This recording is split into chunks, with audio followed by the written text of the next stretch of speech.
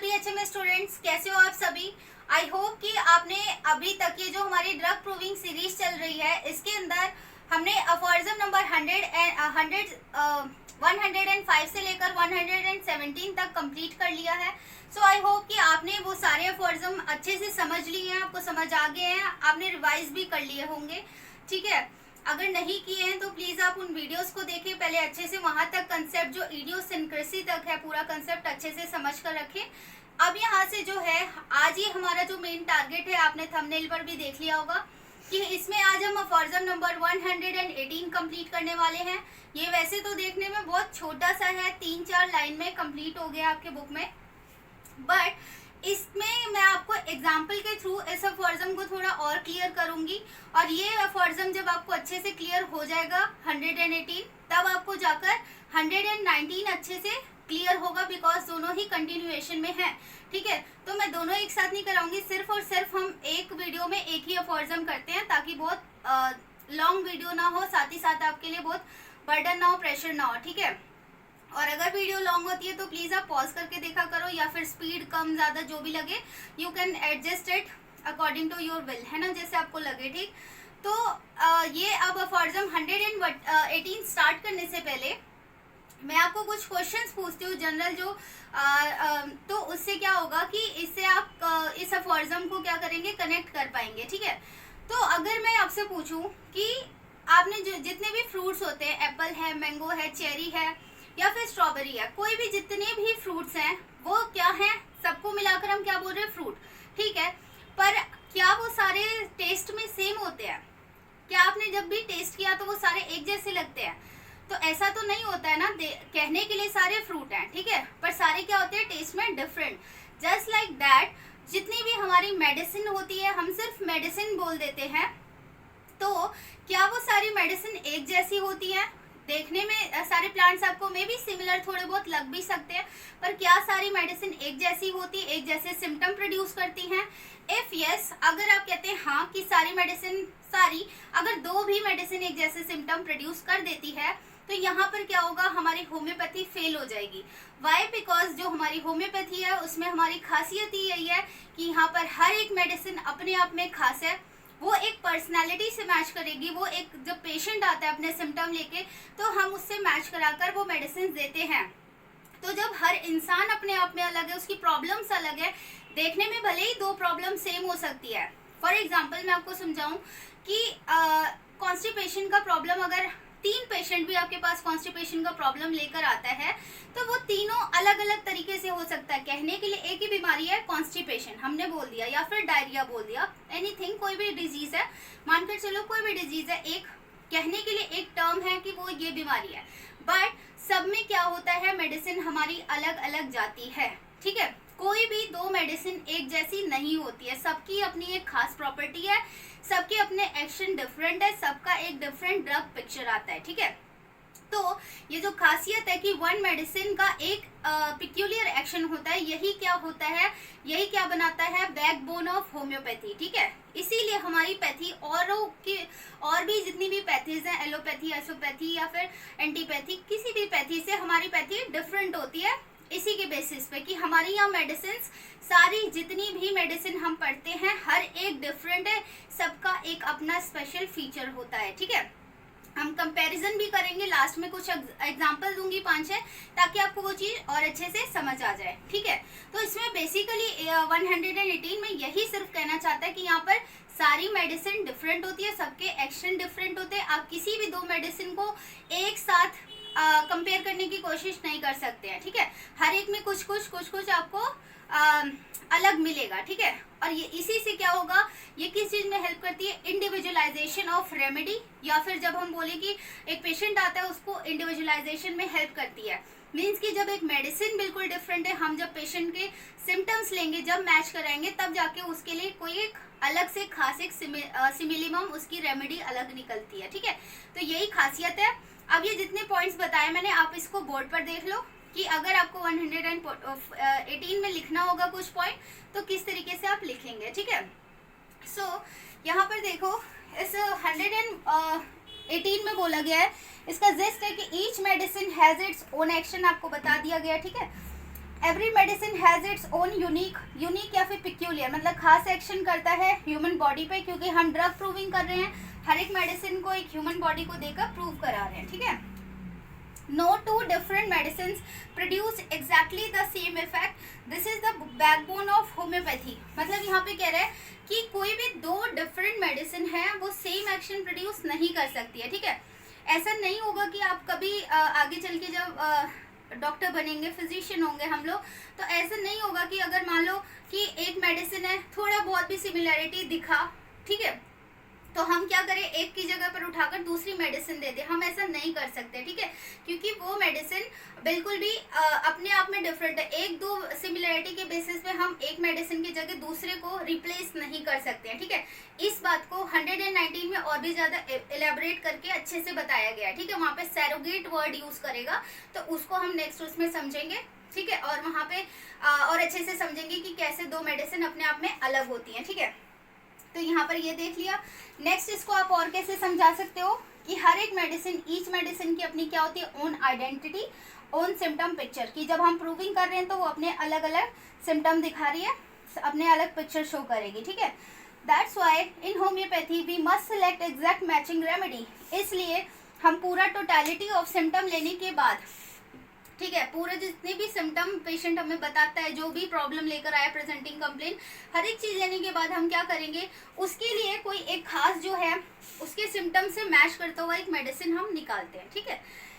ऐसा नहीं होगा कि आपके पास एक, अगर मान लो उन सिम्टम के, जब हम रेपेटरी का यूज़ करते हैं वहाँ पे, जब आप हायर क्लासेस में जब पढ़ोगे तो वहाँ पे बताया जाता है कि एक चीज़ के लिए 3-4 रेमेडी निकलती है, ठीक है, उसके, क्योंकि कुछ चीज़ें मैच हो रही है। बट फिर भी हम क्या करते हैं, अल्टीमेटली लास्ट में एक ही मेडिसिन निकालेंगे, और वो जो 4 मेडिसिन आ रही है जहाँ पे हमें कुछ सिम्टम मैच कर रहे हैं, उसमें भी था, इसमें उन सब मेडिसिन में भी था, तो वो चीज़ें हम क्वेश्चनिंग करके, ठीक है, कुछ क्वेश्चन पूछते हैं पेशेंट से, तो तब जाके उसको डिफ्रेंशिएट कर लेते हैं। कुछ पेन हो गया, फीवर हो गया, कुछ भी प्रॉब्लम थी, उसकी इंटेंसिटी डिफ्रेंशिएट करके तब हम उसमें से भी फाइनलाइज करते हैं और एक सिंगल मेडिसिन ही निकाल कर देते हैं, जो कि लॉ ऑफ सिंप्लेक्स कहता है कि हम सिर्फ एक सिंपल रेमेडी से उस सारी प्रॉब्लम को परमानेंटली क्योर करने की पावर रखते हैं, ठीक है। इस होम्योपैथी में ये चीज़ बताई गई है, ओके, जो प्रिंसिपल है उसके फंडामेंटल। ये भी बोल सकते हो कि one drug equals to one unique action, okay. It helps in individualisation, जो ये हर एक मेडिसिन अपना एक्शन दिखा रही है, तो ये इंडिविजुअलाइजेशन में हेल्प कर रही है। तो आई होप कि आपको यहाँ तक अभी थोड़ा बहुत भी समझ आ गया है कि दो मेडिसिन कभी भी एक जैसे सिम्टम प्रोड्यूस नहीं करती है, ठीक है। अब यहाँ से क्या है कि अगर आपको कोई बोलता है कि कुछ एग्जाम्पल देकर समझाओ, इसको थोड़ा और भी इलेबोरेट करो, या फिर कोई नहीं भी पूछता है, आप खुद के समझने के लिए, क्योंकि हर एक अफॉर्जम अगर वो 4 लाइन भी लिखी है तो इन डेप्थ आपको उसका मीनिंग पता होना चाहिए, ठीक है। तो आप खुद के लिए भी कैसे आप डिफ्रेंशिएट करेंगे कि कैसे ये बात बोली जा रही है कि दो मेडिसिन सेम सिम्टम प्रोड्यूस नहीं करेंगे, हमारी होम्योपैथी कैसे डिफरेंट है, सारी मेडिसिन कैसे डिफरेंट है, ठीक है। तो यहाँ पर मैं आपको 4 से 5 एग्जाम्पल देती हूँ।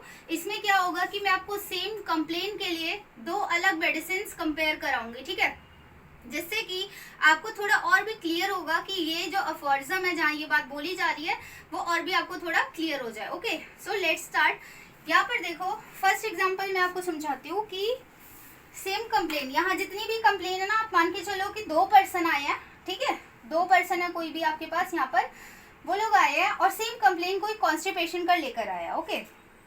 पर एक पेशेंट क्या कहता है कि उसको जो कॉन्स्टिपेशन है उसमें बताता है कि उसको इनएफेक्चुअल अर्जिंग हो रही है, साथ ही साथ उसको इरिटेबिलिटी बताता है, ठीक है। इनएफेक्चुअल अर्जिंग क्या होती है, पेशेंट कहता है कि मैं मतलब उसको करना चाह रहा है, उसको मतलब जाना चाह रहा है, वो चाहता है कि उसके बाल पास हो, ठीक है, अर्ज कर रहा है, स्ट्रॉन्ग उसको फ्रिक्वेंटली नीड हो रही है कि पास करे, बट क्या हो रहा है, अनेबल, वो फेल हो जा रहा है, उसको वो क्या कर रहा है, जो बाउल है वो पास नहीं कर पा रहा है, साथ ही साथ वो बहुत इस चीज़ से इरिटेबल है, ठीक है।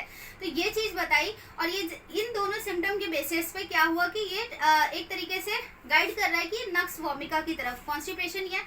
दूसरे केस में क्या है कि पेशेंट आया, वो बोलता है कि उसको ड्राई स्टूल हो रहा है, साथ ही साथ उसकी प्यास बढ़ी हुई है, और उसको क्या है, वांट्स रेस्ट, मतलब क्या है, उसको जो स्टूल पास हो जा रहा है नॉर्मली, बट उसका स्टूल है वो बहुत हार्ड है, ड्राई है, बिल्कुल सूखा हुआ, इस टाइप का उसको फील होता है। ड्राइनेस क्यों हो रही है यहाँ पे, जो मेडिसिन बताई गई है कि इस कंडीशन में ब्रायोनिया अल्बा की तरफ ये एक इशारा है, ठीक है, कि इसमें ऐसा होता है कि स्टूल बिल्कुल वहाँ पे ड्राई होता है। ड्राई क्यों होता है उसके पीछे का कारण है, अगर आपने मेडिसिन पढ़ी है तो आप जानते भी होंगे कि उसमें मेडिसिन में ब्रायोनिया का क्या एक स्पेसिफिक फीचर है, या फिर बोले उसका कि उस मेडिसिन में खास बात है कि वो क्या करता है, ड्राइनेस ऑफ म्यूकस मेम्ब्रेन हो जाती है उसके अंदर, ठीक है, चाहे माउथ के अंदर का ड्राइनेस हो, जीआईटी हो, या फिर सारे जितने भी म्यूकस मेम्ब्रेन है वो बिल्कुल ड्राई हो जाती है। तो वही कारण है कि उसको स्टूल भी क्या हो रही है, बिल्कुल ड्राई हार्ड पास हो रही है, साथ ही साथ बर्निंग सेंसेशन उसको फील हो रहा है, ठीक है। और वो बोलता है कि मुझे मूव करने का मन नहीं करता, वो कंप्लीट रेस्ट चाहिए उसको, वो फिजिकल या मेंटल किसी भी प्लेन पे वो क्या कर रहा है, मूव नहीं करना चाहता है, ठीक है। तो ये सारे सिम्टम देखने के बाद क्या हुआ कि ये सारे ब्रायोनिया से मैच कर रहे थे, ठीक है। तो यहाँ पर ये डिफरेंस हुआ कि दोनों केस में कॉन्स्टिपेशन है, बट उसके सिम्टम के बेसिस पे कैसे डिफ्रेंशिएट किया गया, ठीक है। तो ये एक एग्जाम्पल था। नेक्स्ट पढ़ते हैं। नेक्स्ट में क्या है, फीवर है कि 2 पर्सन है वो फीवर लेकर आते हैं अपना कंप्लेन, और एक पर्सन ने बताया कि उसको सडन ऑनसेट हो रहा है, फियर है, एंजाइटी है, मतलब उसको फियर के जब उसको फीवर आया ना तो उसको ऐसा फील हो रहा है कि वो बिल्कुल उसकी डेथ हो जाएगी, वो बचने वाला नहीं है। इवन वो अपना डेट टाइम डे सब कुछ प्रिडिक्ट करने लग जा रहा है। क्लियर वॉइस बोलते हैं इस टर्म को, मतलब इस चीज़ को कि ये जो डेट टाइम ये सब चीज़ें कोई पर्सन अपने फिक्स कर दे, बताने लग जाए कि हाँ मैं इस घंटे में या इस दिन मेरी मौत हो जाएगी, उसको इतना ज़्यादा फीवर के कंडीशन में वो ये बातें बोल रहा है। साथ ही साथ उसको एंजाइटी है, ठीक है, और सडन ऑनसेट एकदम अक्यूट केस है कि एकदम से बुखार हुआ था और ये सारे सिम्टम आ गए। तो ये एक इशारा है किस साइड, एक्रोनेटम नेपेलस में ये चीज देखने को मिलती है, फीवर है। सेकंड केस देखते हैं। सेकंड केस में बोलता है कि पेशेंट ने बताया कि उसका रेड फेस हो जाता है, थ्रॉबिंग हीट, मतलब कि पेशेंट आया उसको बोल रहा है कि उसको फीवर है, पर उसमें क्या बताया उसने कि बिल्कुल उसका फेस रेड हो जा रहा है, थ्रॉबिंग उसकी जितनी भी पल्स वगैरह बहुत बढ़ी हुई है, कंजेशन देखने को मिलता है इस केस में, ठीक है, फेस में बिल्कुल रेडनेस हो गई है। तो इस टाइप का फीवर किस तरफ इशारा करता है, बेलोडोना की तरफ, ठीक है। तो देखा हमने कि 2 फीवर है, 2 फीवर का केस है, बट सिम्टम के बेसिस पे कैसे हमने मेडिसिन को डिफ्रेंशिएट करा। ओके, थर्ड एग्जांपल देखते हैं और भी क्लियर होगा आपको कि डायरिया का केस आता है, 2 पर्सन लेकर आते हैं, और डायरिया में क्या है, एक पर्सन कहता है कि उसको रेस्टलेसनेस हो गई है, एंजाइटी हो रही है, बर्निंग पेन हो रहा है, ठीक है, इस तरीके के उसने सिम्टम बताए। और ये किसमें देखने को मिलता है, ये सब कुछ आर्सेनिकम एल्बम में, ठीक है। आर्सेनिक का पेशेंट इस तरीके के डायरिया के बारे में बताता है। ओके, नेक्स्ट क्या है, एक पर्सन बोलता है कि उसको प्रोफ्यूज डायरिया है बहुत, ठीक है, ज़्यादा हो रही है, पेनलेस स्टूल हो रहा है, मतलब कहने का था कि उसने ये बताया कि मुझे डायरिया हो रहा है, स्टूल पास हो रहा है, बट बिल्कुल पेनलेस हो रहा है, उसको कोई भी पेन नहीं हो रहा। डायरिया में देखें तो क्या होता है, एकदम से थोड़ा बहुत भी तो पेन होता है ना, हल्का बहुत भी, पर यहाँ पर क्या है, इसकी खास बात इसने बताया कि इसको पेन नहीं हो रहा है, ठीक है। तो ये इशारा हुआ पोडोफाइलम की तरफ। जब आप पोडोफाइलम मेडिसिन पढ़ोगे ना, वहाँ पे आपको 5P कैरेक्टर ऑफ स्टूल, जो ये डायरिया होता है वहाँ पे 5P बताया गया। 5P होता है कि मतलब उसमें पेनलेस, ये जो डायरिया हो रहा है आप अभी नोट भी कर सकते हो कहीं पर भी, मेडिसिन में भी या फिर कहीं भी, कि पेनलेस मतलब उसको पेन नहीं हो रहा, प्रोफ्यूज हो रहा है, ठीक है, प्रोलैप्स ऑफ रेक्टम हो रहा है, पॉलीक्रोमेटिक होता है और प्यूट्रिड होता है। ये 5 कैरेक्टर स्टिक होते हैं इस पोडोफाइलम के डायरिया जो ये स्टूल पास कर रहा है, ठीक है। तो इस तरीके का बताया, तो हमने क्या डिफ्रेंशिएट किया कि वो पोडोफाइलम से मैच कर रहा है, ठीक है। तो हमने देखा कि डायरिया में भी कैसे हमने डिफ्रेंशिएट किया। ओके, नेक्स्ट देखो, कफ। एक पेशेंट लेके आया कि उसको स्पैस्मोडिक वूफिंग कफ होती है, कि रात में उसको खांसी आती है, इस तरीके का सिम्टम बताया, तो ड्रोसेरा की तरफ इशारा हुआ, ठीक है। और अगर ड्राई कफ, थर्स्ट, वीकनेस के साथ हुआ तो हम फॉस्फोरस के साथ इशारा हुआ, ठीक है, मतलब मेडिसिन की तरफ ये सारे पॉइंट्स इंडिकेट कर रहे थे। देखो, अगर आपने मेडिसिन नहीं भी पढ़ी है तो आप अभी यहाँ पर समझ कर रखो, और अगर थोड़ा अगर आपके सबकॉन्शियस माइंड में भी ये चीज़ चली जाती है कि हाँ अगर आप फर्स्ट टर्म में भी पहुँचे हैं, कुछ मेडिसिन आपकी हो गई होंगी, कुछ नहीं भी हुई होंगी, ठीक है, तो अगर पहले से भी पढ़ लोगे, थोड़ा बहुत भी पता रहेगा, तो जब आप फर्दर मेडिसिन पढ़ोगे ना तो आपको यहाँ पर बहुत आपकी हेल्प हो जाएगी। इसलिए मैंने आपको थोड़ा सा इस अफोर्जम को, ऑर्गेनॉन को से कनेक्ट करके बताया, क्योंकि अब हमारी भी इंटीग्रेटेड जो लेक्चर्स आते हैं ना, कि हर एक सब्जेक्ट को एक दूसरे से कनेक्ट करके बताया जा रहा है, कि इसकी हेल्प से हम वो भी मतलब एक साथ 2 सब्जेक्ट को कनेक्ट करके बताया जा रहा है, ठीक है।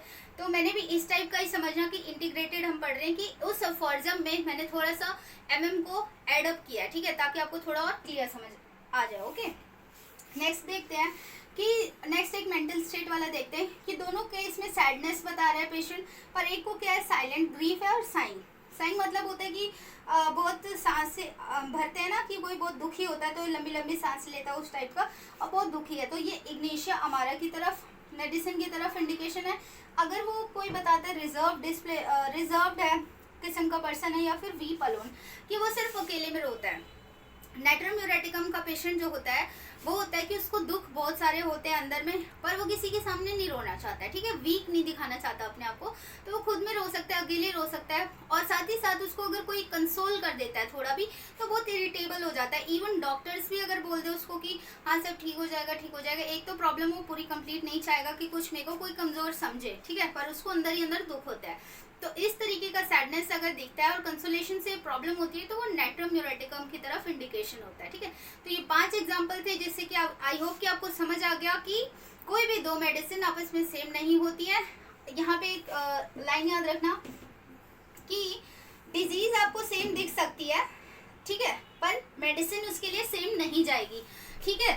तो जितनी भी 5 एग्जांपल दिए आई होप कि इतने से आपको क्लियर हो गया होगा कि सारे केस में हमने कॉमन एग्जांपल देखा, कॉन्स्टिपेशन, डायरिया या फिर एनीथिंग, एक फीवर जो देखा, और कैसे हमने उसके सिम्टम के बेसिस पे, कि 2 पर्सन मेरे सामने बैठे हैं तो उसके सिम्टम के बेसिस पे इंडिविजुअलाइजेशन करके मैंने उसका पूरा केस टेकिंग करा, देन मैंने उसको सिर्फ एक मेडिसिन से मैच कराया। तो पेशेंट अलग है, सिम्टम अलग है, जस्ट लाइक दैट उसके जितने जो भी मेडिसिन मैं दूंगी वो भी अपने आप में क्या थी, अलग थी, पिक्यूलियर थी, खास थी, तभी जाके उसके लिए एक मेडिसिन अल्टीमेटली निकलती है। ओके, सो आई होप कि आपको 118 यहाँ तक अच्छे से क्लियर हो गया, ठीक है।